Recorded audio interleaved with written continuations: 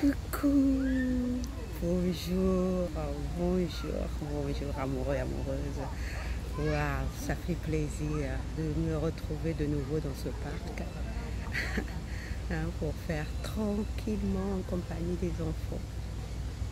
Parce qu'en face de moi, il y a des enfants qui jouent avec leur maman sur la balançoire. Et à côté, il y a même quelqu'un qui fait du solfège avec sa mandoline, je crois.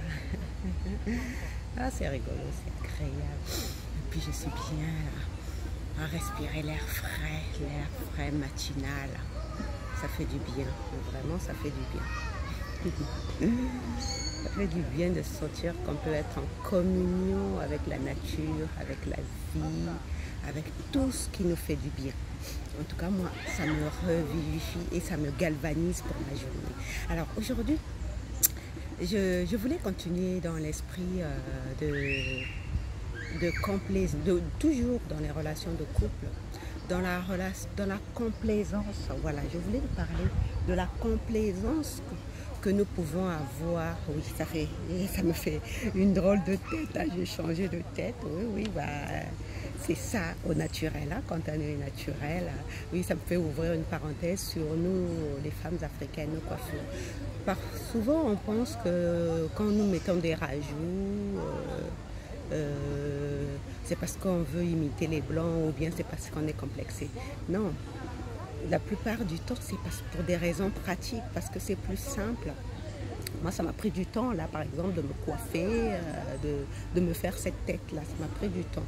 Et quand on se fait des tresses, bah, ça nous fait un gain de temps. C'est vrai qu'on prend toute une journée pour se faire des tresses, mais après, on est tranquille pendant un bon moment. Donc, pour nous, c'est une solution très pratique de se faire... En tout cas, moi j'adopte beaucoup plus les rastas.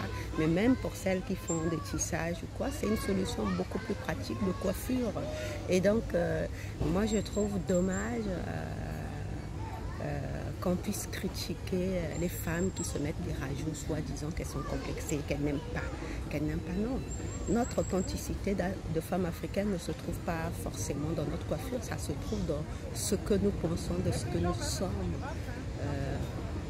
À l'intérieur de nous. Et puis de toute façon, comme je dis toujours, il n'y a pas de race. Hein. Il n'y a pas de race, il n'y a que l'humanité. Et dans cette humanité, on a des goûts, on a des couleurs, on a des choix. Donc je ne vois pas pourquoi on va venir stigmatiser une femme qui aime les brésiliennes, qui aime les perruques. Elles se sentent bien comme ça. Après tout, ce que nous faisons, chacun de nous, ce que nous faisons pour nous sentir bien. Le plus important quand on fait des choses pour soi, pour se sentir bien, c'est de ne pas nuire à l'autre. Hein. Quand pour ta joie, pour ton bien-être, tu nuis à l'autre, là, on est dans une dérive, on est dans une déviation. Mais quand dans une déviance, voilà, dans une déviance, hein, comme on en connaît chez certains pervers,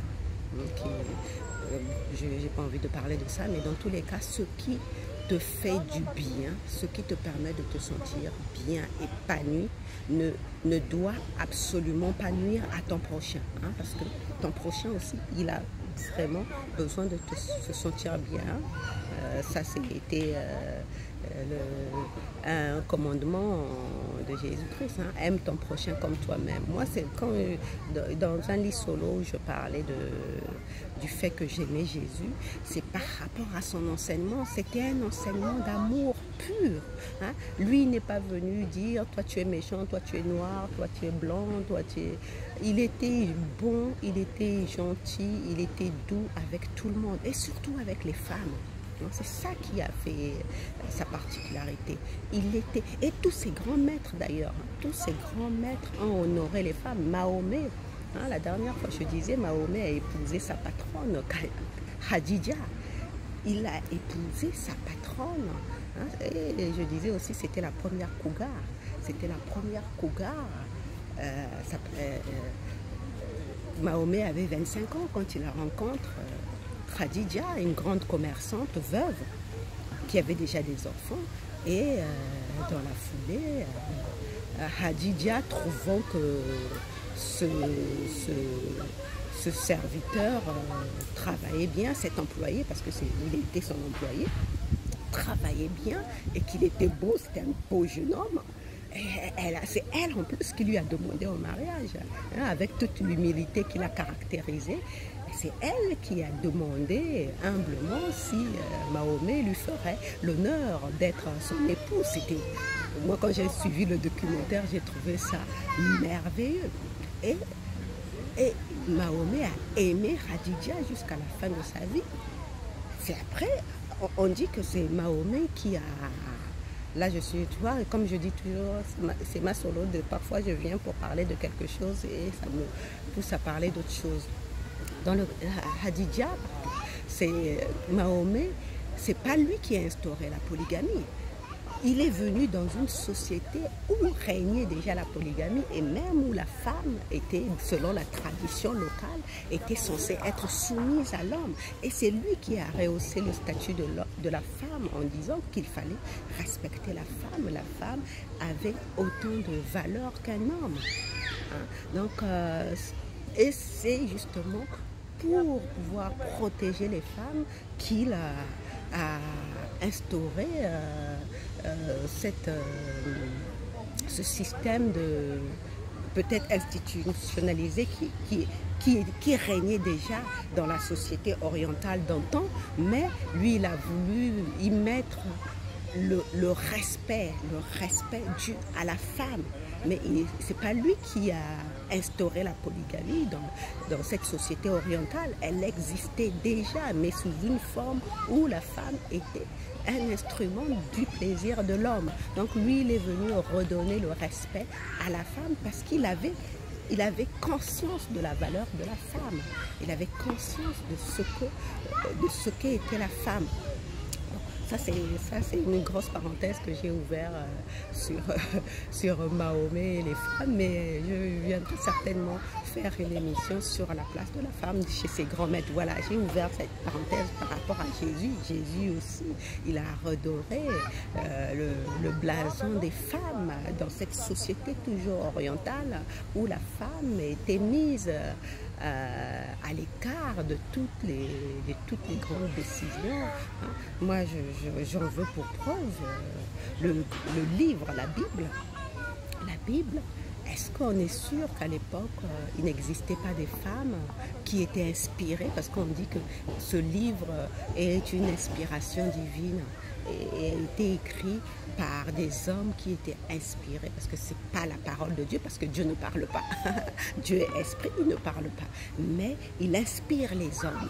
Et est-ce qu'on est vraiment sûr que Dieu n'a pas inspiré les femmes? Il s'est contenté d'inspirer que les hommes. Ça, c'est une question qu'on devrait se poser, chacun de nous qui voulons comprendre, qui voulons nous ouvrir l'esprit. C'est une question que nous pouvons nous poser aujourd'hui. Est-ce que ce Dieu qui est esprit d'amour et de lumière, n'a voulu donner sa lumière qu'à des hommes? Il n'a pas voulu donner sa lumière à des femmes? Mais si, bien sûr que si. Les femmes, au temps de Jésus, au temps d'Abraham, ont été aussi inspirées et elles ont même écrit. Hein?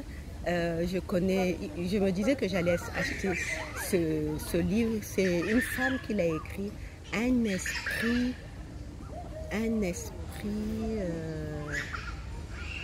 comme le tonnerre. C'est un titre comme ça. Je vais chercher sur internet.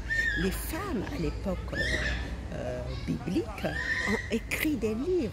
Hein, comme je ne sais pas si c'est ici ou bien dans mes lives sur Facebook, je disais que c'est parce que le concile de Nicée qui avait décidé d'institutionnaliser cette religion, ce christianisme qui à l'époque, le christianisme n'était qu'une secte. Hein. C'était juste une petite communauté de la suite des disciples de Jésus qui se réunissaient pour rendre hommage à leur maître. Et c'est comme ça que petit à petit, ça a commencé à gagner la société romaine à l'époque. De plus en plus, ils étaient en train beaucoup de Romains étaient en train de se convertir à ce qui n'était qu'une secte à l'époque. Et l'empereur Constantin, c'était à la fin du IIIe siècle, hein, vers 380 ou 400, hein, après Jésus-Christ, s'est rendu compte de la popularité, de l'ampleur, la popularité de ces chrétiens. Et donc pour des raisons politiques, pour pouvoir amadouer la conscience de ce peuple, cette population, ces nouveaux convertis chrétiens, a décidé de réunir le concile de Nicée pour qu'on fasse de cette religion une religion d'État, mais encore fallait-il sélectionner soigneusement les livres qui devaient être retenus pour pouvoir diriger les consciences. C'était juste une question politique, hein? Comme disent certains, et moi j'adhère à cette idée-là, la religion telle qu'elle est pratiquée aujourd'hui n'est qu'une raison politique, n'est que de la politique déformée, hein? On n'a qu'à voir l'élection des papes, hein? Ce n'est que de la politique déformée, hein? Sous couvert de Dieu, de spiritualité, mais ce n'est que de la politique. Et à l'époque, l'empereur Constantin, justement pour des raisons politiques, voulant instituer cette religion comme religion d'État, a décidé de réunir ce concile de Nicée afin qu'il choisisse des livres particuliers qui allaient orienter les consciences, hein? Comment se fait-il que Jésus a eu 12 disciples, 12 apôtres, et il n'y a que 4 évangiles? Ça, c'est une question que tout bon chrétien sérieux, hein, doit se poser. Comment se fait-il qu'il n'y a que 4 évangiles alors que Jésus a eu plusieurs disciples, a eu 12 disciples? Comment se fait-il qu'il n'y ait que 4 évangiles? C'est parce que d'autres évangiles, ça ne rentrait pas dans le cadre de cette politique de l'empereur Constantin. Et comment se fait, pour toi qui t'intéresse un peu à la lecture, et moi je me suis beaucoup intéressée aux livres bibliques, parce que quand je lisais la Bible, à l'époque quand je lisais sérieusement la Bible, en bas, tu sais, il y a des annotations sous la Bible, il y a des annotations, hein, annales, temps, annexe, temps, toutes ces annotations, je me disais à quoi ça fait référence? À quoi toutes ces annotations font référence? Et j'ai compris que ça faisait référence à d'autres livres. Et je me suis intéressée à ces autres livres, à ces évangiles apocryphes. Et j'ai compris, c'est comme ça que j'ai commencé à découvrir, à trouver des documents qui expliquaient que le christianisme, tel que ça a été vulgarisé, c'était pour des raisons politiques. Mais ceci dit, pour ceux qui ont la foi, hein, pour ceux qui ont la foi, ceux qui sont sincères, c'est ce qu'on appelle des chrétiens sincères. Pour ceux qui ont la foi, ils appliquent ce qui leur est donné, hein, ce livre avec les 4 évangiles de Jésus, ce qui leur est donné avec sincérité, avec tout leur cœur. Et ça marche pour eux, et leur vie est agréable parce qu'ils appliquent ce que... Mais sinon, ce livre tel que c'est présenté, la finition qu'on a aujourd'hui, c'est pas la version d'origine, hein. Et même cette version-là a encore été épurée parce qu'à la base c'est écrit en araméen, après l'araméen c'est passé au grec, après le grec c'est passé au latin. Donc tu vois qu'au cours des années, les traductions on a perdu une certaine substance de ce livre-là. Donc, appliquer à la lettre les enseignements bibliques, c'est être vraiment dans l'obscurantisme. Je le dis purement et simplement, c'est vraiment être dans l'obscurantisme. Mais pour celui qui veut voir, comme il le disait lui-même Jésus, hein, pour celui qui veut voir et pour celui qui veut entendre, il comprend au-delà des mots.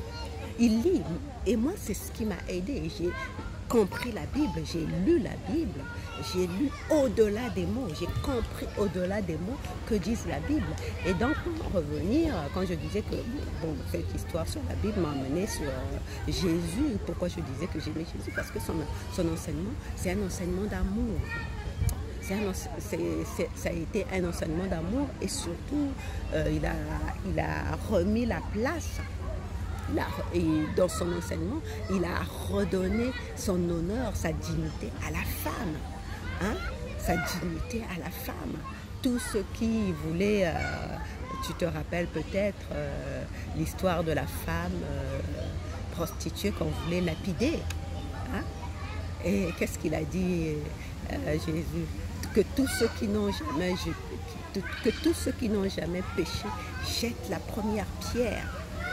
Donc ça nous rappelle à nous-mêmes, ça nous rappelle à notre conscience. Ouais, moi j'étais partie pour parler de la complaisance, de notre complaisance dans les relations de couple. Et là, je me retrouve à parler de religion, de Bible.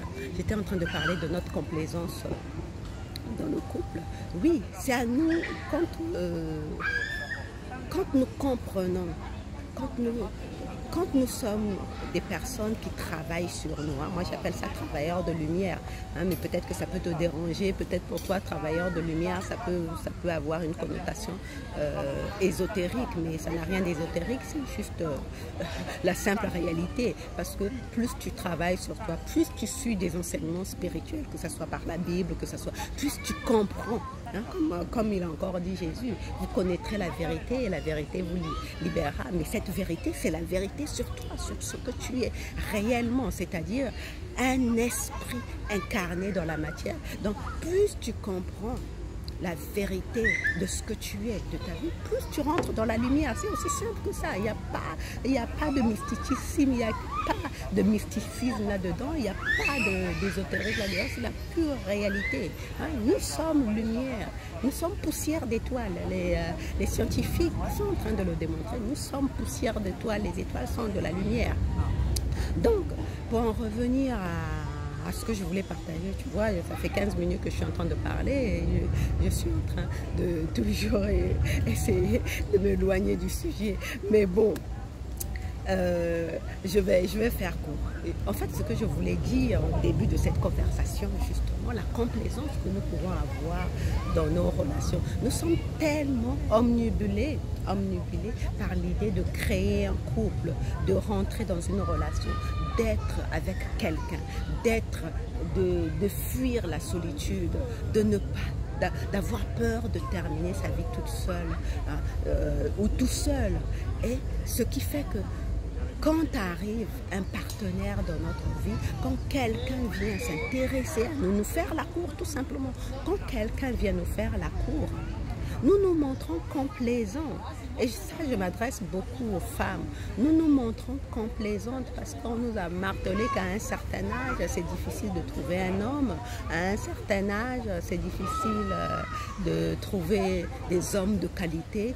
Donc, ce qui fait que nous acceptons le premier venu. C'est ça, c'est de cette complaisance que je parle. Nous acceptons le premier venu parce que nous nous disons que si je fais trop la difficile, je ne trouverai personne, les années passent. Mais c'est une grossière erreur. Moi, j'ai une amie, c'est vrai qu'elle a des problèmes de poids, c'est vrai qu'elle a des problèmes, elle est en surpoids, mais elle est très belle, elle est très intelligente, mais peut-être que par rapport à ce surpoids qu'elle a, elle se sent complexée. Du coup, elle s'est accoquinée avec une personne qui elle-même, elle le dit, hein, c'est pas moi qui l'invente, elle-même, elle le dit, l'embête, elle le trouve possessif, elle le trouve jaloux. Et elle dit qu'elle ne l'aime pas vraiment, mais elle le reconnaît aussi qu'elle n'a pas envie d'être seule. C'est de cette complaisance que je parle. Tu vois, la peur d'être seule te fait accepter quelque chose qui ne te convient pas du tout. On en revient encore à cette parabole de la chaussure, de la pantoufle de verre. Elle veut forcer son pied dans une pantoufle qui ne lui convient pas. qui ne lui convient pas du tout. Elle se plaint que cet homme le surveille, cet homme est possessif, cet homme ne contribue pas parce que parfois il vient vivre chez lui, qu'il ne contribue pas. Bref, mais elle reconnaît aussi qu'elle a peur d'être seule. Et moi, ça me fait de la peine pour elle parce que je ne peux pas décider à sa place. C'est elle qui, à un moment donné, et ça, elle le reconnaît aussi. Elle le dit, à un moment donné, je finirai par comprendre ce qui me convient réellement, heureusement pour elle. Parce que je l'aime beaucoup, je l'aime beaucoup cette amie.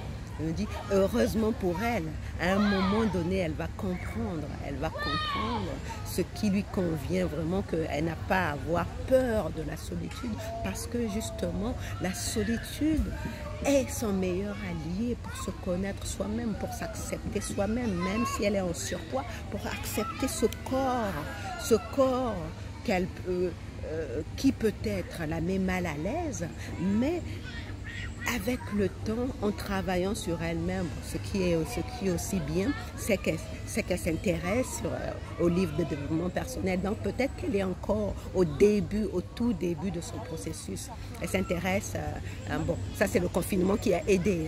Le confinement a aidé à ce qu'elle puisse se poser en elle-même et aller chercher, comme elle aime lire, aller chercher des livres. Et elle est tombée sur des livres de développement personnel qui parlent d'intuition. Donc elle est en train, petit à petit. Et pour moi, ça, c'est quelque chose qui peut l'aider à sortir de cette complaisance dans laquelle elle s'enferme. Parce que moi je connais ça, j'ai connu ça, je n'arrête pas de parler de mes 3 dernières histoires justement. C'est cette complaisance qui m'a conduit dans ces